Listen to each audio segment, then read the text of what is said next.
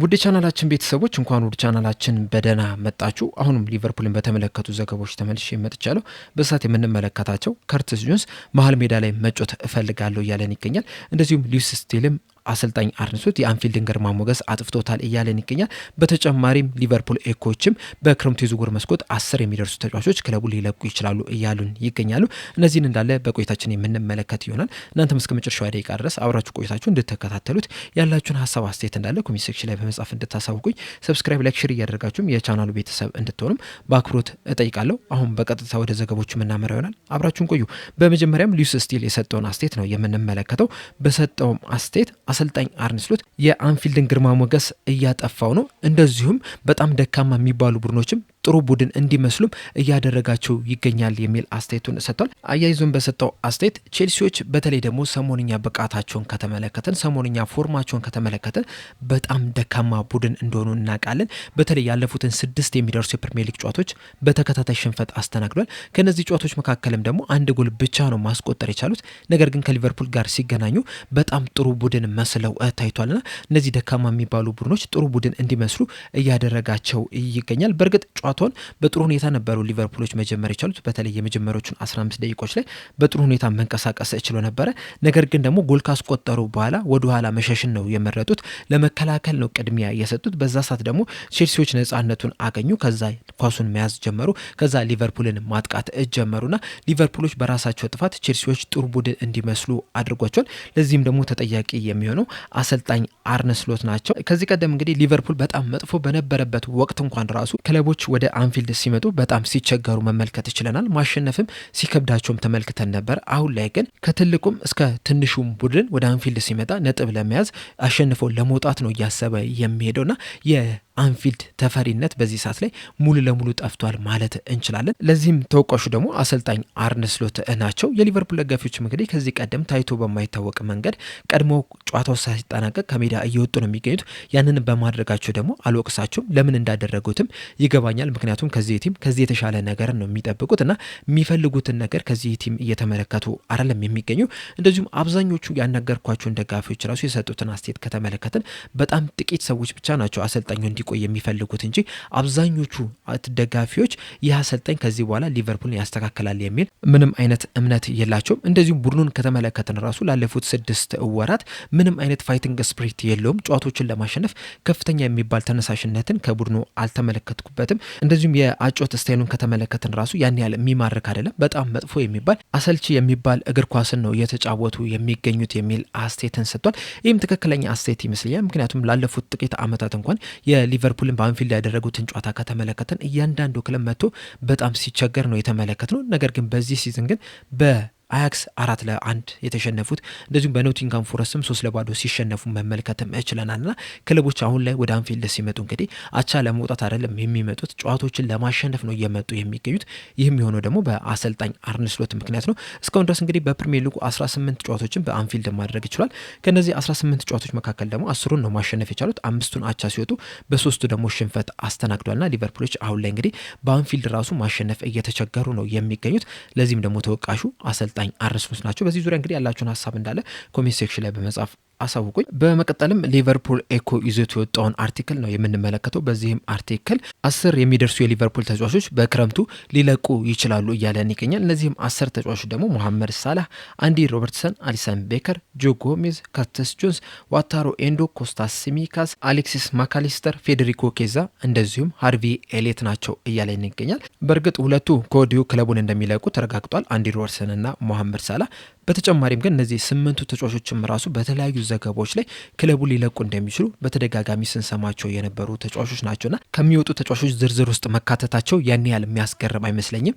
ነገር ግን ደግሞ ሁኔታዎቹ ትንሽ ያስፈራሉ። ምክንያቱም ከሳላህና ከአንዲ ሮበርትሰን ውጭ ያሉትን ተጫዋቾች ብቻ እንኳን ብንመለከት ሁሉም ተጫዋቾች ሊለቁ የሚችሉበትን የተለያዩ ምክንያቶችን ማስቀመጥ እንችላለን። በተለይ ደግሞ ከአሊሰን ቤከርና ከአሌክስ ማካሊስተር ውጭ ያሉትን 6 ተጫዋቾች አሰልጣኙ ራሱ የሚወዷቸው አይመስለኝም። ብዙ የመጮች አድልም እየሰጠ እየሰጧቸው አይደለም የሚገኙና በዛ ምክንያትም ክለቡን ሲለቁ ልንመለከት እንችላለን። በእርግጥ ሁሉም ተጫዋቾች ይለቃሉ ማለት አይደለም። በተለይ ደግሞ አሁን ከከርቲስ ጆንስ እና ከአሌክስ ማካሊስተር መካከል አንዱ በሊቨርፑል ይቆያል ተብሎ ነው የሚጠበቀው። በዚህ ሰዓት ላይ እንግዲህ ምናልባትም አሌክስ ማካሊስተር በሊቨርፑል ሊቆይ የሚችልበት እድል እንዳለ ነው እየተነገረ የሚገኙ። በተለይ ደግሞ ኢንተር ሚላኖች ከርቲስ ጆንስን ለማስፈረም ያላቸው ፍላጎት በጣም እየጨመረ መምጣቱን ተከትሎ ምናልባትም ክለቡን ሲለቅ ልንመለከት እንችላለንና ሁሉም ተጫዋቾች ሊለቁ የሚችልበት እድል አለ። እንደዛም ቢሆንም ግን ሊቨርፑሎች ያንን ያደርጉታል ብዬ አላስብም። ከዛ በተጨማሪም ግን ሊቨርፑልን ሊያሳስባቸው የሚገባ አንድ ጉዳይ አለ። ይህም ደግሞ የሆም ግሮን ኮታ ነው። እንደሚታወቀው በፕሪሚየር ሊጉ ሕግ መሰረት አንድ ቡድን 8 የሀገር ውስጥ ተጫዋቾችን በክለብ ውስጥ መያዝ መቻል አለበት። እናም ምናልባትም በዚህ በሊቨርፑል ኤኮ ገለጻ መሰረት ከርቲስ ጆንስ፣ ጆ ጎሜዝ እንደዚሁም ደግሞ ሃርቪ ኤሊየት ክለቡን የሚለቁ ከሆነ የግድ ሊቨርፑሎች 3 ሀገር በቀል ተጫዋቾችን ማስፈረም ይገባቸዋልና ለዛም እንግዲህ ትልቅ የቤት ስራ የሚሆንባቸው ይሆናል። ስለዚህ በዚህ ምክንያት እንኳን ራሱ ምናልባትም ከርቲስ ጆንስ በሊቨርፑል ሲቆይ ልንመለከተው እንችላለን።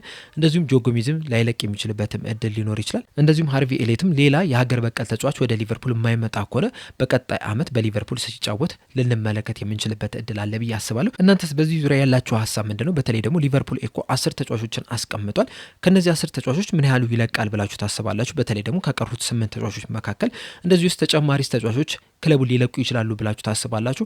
ሀሳብ አስተያየታችሁ እንዳለ ኮሜንት ሴክሽን ላይ በመጻፍ አሳውቁኝ። በመቀጠልም ከርቲስ ጆንስ የሰጠውን አስተያየት ነው የምንመለከተው። በዛሬው ዕለት ከሊቨርፑል ጋር ቆይታ አድርጎ ነበረ። በዚህ ቆይታው መሀል ሜዳ ላይ መጫወት እፈልጋለሁ የሚል አስተያየትን ሰጥቷል።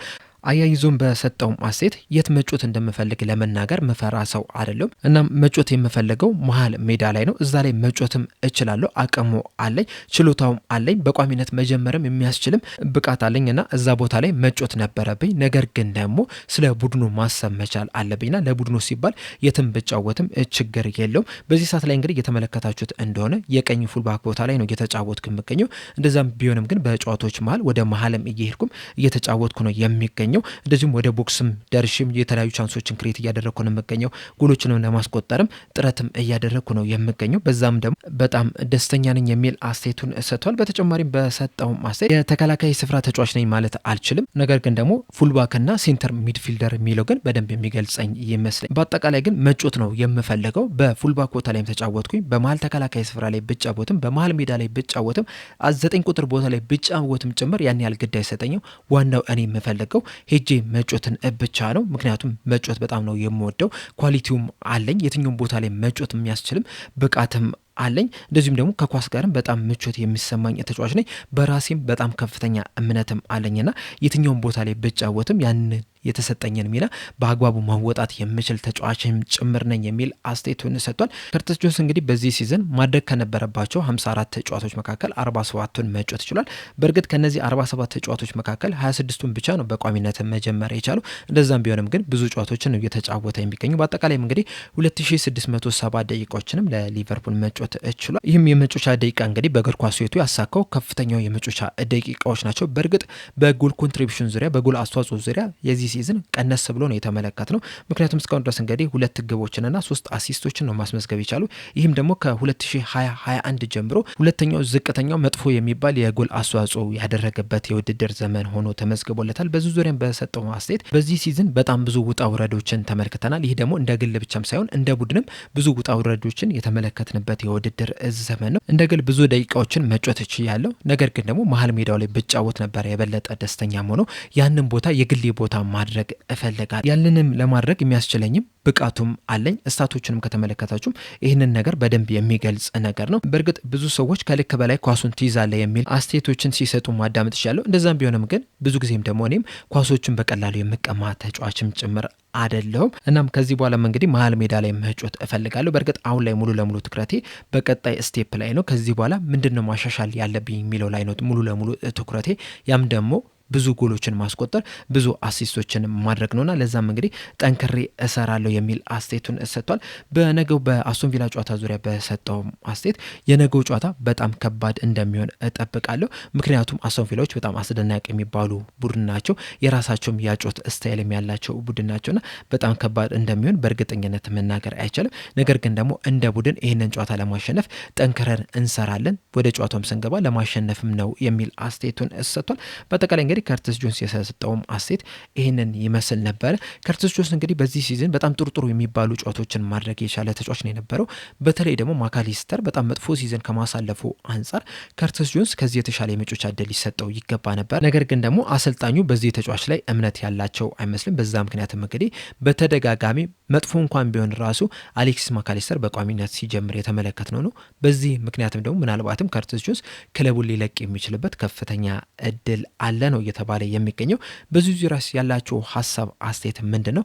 እንዳለ ኮሜንት ሴክሽን ላይ በመጻፍ አሳውቁኝ። ለአሁን ግን እኔ እዚህ ላይ አበቃው። እስከ መጨረሻው ደቂቃ ድረስ ስለተከታተላችሁኝ ከልብ አመሰግናለሁ። በቀጣይ በሌላ እስከምንገናኝ ድረስ ግን ሰብስክራይብ፣ ላይክ፣ ሼር ማድረግ እንዳትረሱ። ቸር ያቆየን።